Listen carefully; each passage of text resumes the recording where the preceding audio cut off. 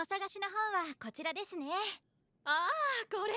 Let's see, there's something about respecting your coworkers, passage about manifestacios, whatever the hell that is, and passage about the author's own experiences. Yeah, can I just get my money back already? Yeah, I know this is a library, but come on, just give me something. We opened this week with the Humpty Lock. What was this thing called again? Yeah, that thing. It was giving off a foreboding aura, which actually made me think it was finally gonna do something in regards to the fact that Prune regained her memories, in spite of it being the price of what she paid to become a Precure and everything. And, well, we'll talk more about it later. For now, the Precure were just finishing up their latest gig with Q&A. And I'm guessing because no one was asking her any questions, they had Nana take the next one. Who did you piss off to end up with so few Spotlight episodes? Nah, of course, it was just the standard geeky question asking how well this group got along, and the Cures gave the standard corporate answer that they were all totes friends, which I usually find about as believable as the original cast of Star Trek, claiming that they all got along great with Shatner. I mean, granted, 80% of this team were mostly on the same page, but that remaining 20% was the George Decay of this group. 私たちはズキュンキッスでしょ。でも行きましょう。What a bitch. And I will say, I did like how they properly connected this episode to the last, but yeah, Meroron's clinginess has already kind of run its course by this point. Thus, the original trio tried to discuss ways to get along with the possessive little plushie. As usual, Uta tried using singing to win her over, which after the last episode, there is a little more weight and meaning behind that, but for someone like Meroron, that alone wasn't going to work. So thankfully, Uta did move into a bit more of a diplomatic approach by assuring her that she was an invaluable member of this team, and they just wanted her to become a proper part of it. However, even that didn't work.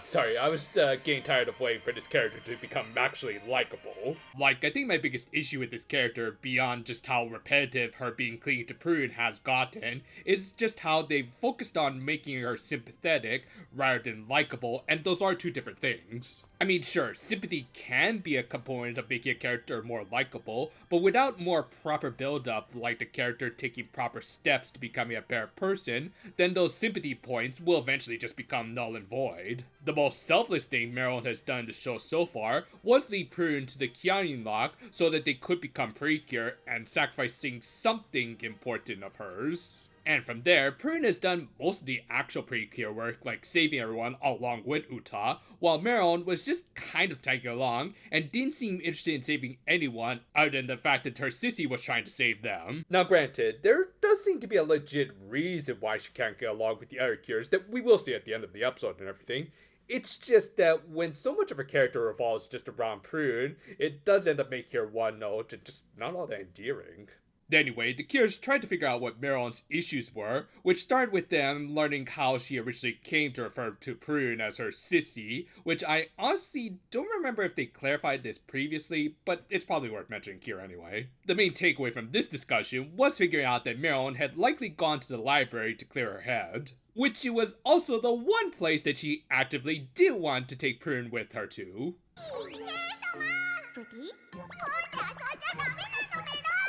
Not to point out how y'all should also be maintaining a bit more of a low profile. Thus being the team's designated smart one, as well as again needing desperately to play catch up in terms of Spotlight episodes, Nana volunteered to go look for her. Sure enough, the Pigtail Fairy was indeed hanging around the books, and again, they tried to build sympathy for this character, but until the character bears themselves, it's hard for us to get invested into this. In any case, she tried to look for a particular book called The Bond Ribbon, which I hope is different from the Reconciliation Ribbon, otherwise, yeah. Anyway, Nana soon arrived and offered to help her find the book. Yeah, but for that, you really should just go to the reference desk. To avoid chaos like me, go to the library reference desk. This led to a pretty nice moment where Nana recounted a little more of her own past, in which, in spite of going to piano lessons with a very small class, she never bothered to befriend any of them due to just being a bit of an introvert. She of course did start to open up after learning the wink trick from Uta, which also kind of highlights why Nana hasn't been getting a lot of focus this season. A lot of her story is predicated on her relationship with Uta, so when the pink lead is focusing on this fairy duel, she's just kind of left out in the rain. Regardless, it was a nice story, which I think they tried to relate with Meroron's situation, even though Nana has never been openly antagonistic to these kids. Though she did also nicely point out how things can be done more effectively if they work together through the power of Nakama and all that jazz. 図書館は静かにしなきゃ。 Nah, don't worry, you can be an actual clown and no one will pay attention to you. Do you have Prince Albert in a can? You do? Well, you better let the poor guy out! Anyway, I guess it was a good time as any for a Monster of the Week fight, so Chokine used a Happy Librarian, which yeah, that seems like one of the more unbelievable things to ever come out of this show. Also, what the hell is Honoka doing here? I thought she and Nagisa had become Planeteers. Anyway, since they were the first on the scene, Nana and Meroron tried to engage the monster, until the latter realized that Prune wasn't around. 私がいるよ。 Well, that's great and everything, but it's not as though Meroron can contribute much without our partner.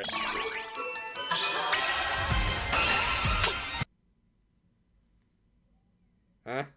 So, yeah, were they always just able to do solo transformations? I mean, I remember some people theorizing a couple episodes back that that's what they did in order to do those individual YouTube videos, but going by Meroron's reaction here, this was indeed the first time for her and later Prune. So did Meroron just assume that they were running on the Futari system even when Prune was in grave danger that one time? Honestly, I just think the writers gave up on the whole required dual transformation thing because they just saw it as more of a hindrance than anything. Well, that's just lazy writing.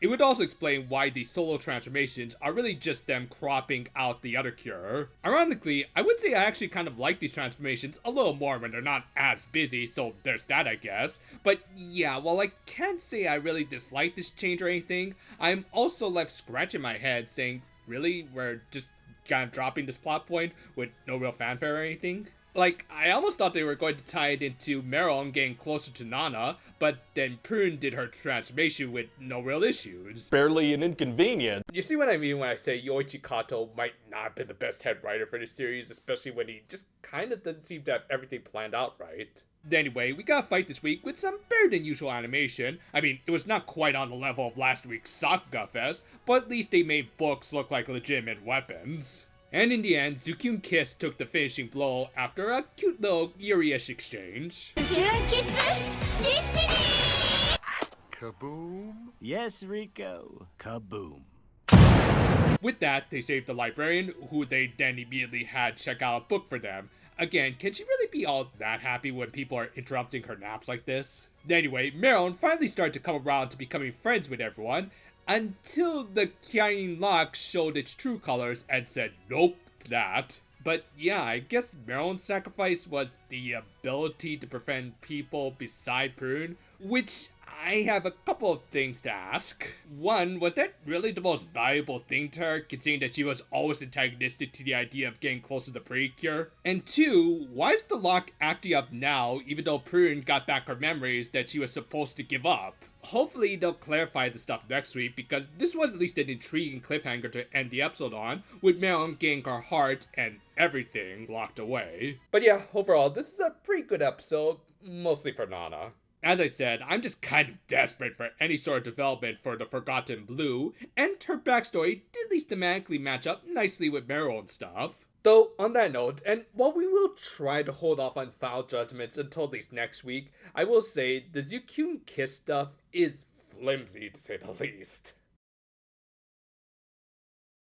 In spite of what Chokine said, it actually does make a lot of sense to pair up Nana and Meroron. Both are characters who do need more development, albeit for different reasons. The former due to just a general lack of focus, and the latter due to a lack of actual substance beyond just being a yandere for a sissy. Thus, their exchanges did kind of work, especially when they brought up their respective inspirations, who also happen to have strong bonds with each other. It highlights the importance of having a strong circle of friends, as while certainly not always a thing, there will often be some strong intertwined relationships that should be treasured. Of course, Meroron was seemingly barred from that because of her contract with the Lock, but yeah, that then goes into my issues with this episode, and how it feels like they're really just kind of writing as they go along. From them just kind of unceremoniously dropping the need for the dual transformations, to again, just the lack of development for Nana and Meroron. It just feels like the main plot of the show hasn't been thought out the best, or there was just some sort of issues behind the scenes. Again, I'll hold off my judgments for the lock stuff, but man, do they have a lot of stuff to address. Still, overall, I did like this episode, and I'm really hoping that the second half of the series will be able to iron out a lot of these inconsistencies. We'll see how they manage to break Meroron out of her soul gem, because come on, that's totally what that is. Thanks for watching, and if you want to borrow my advice, well, maybe you could check out some of our other videos for your pleasure. We've got something new coming out almost every day, and after this episode, I do feel a little bit more inspired to finish up a certain longer form video that we've been working on. Look forward to Precision Orchestra. Until then, though, farewell for now, my friends, and but this is a beaten.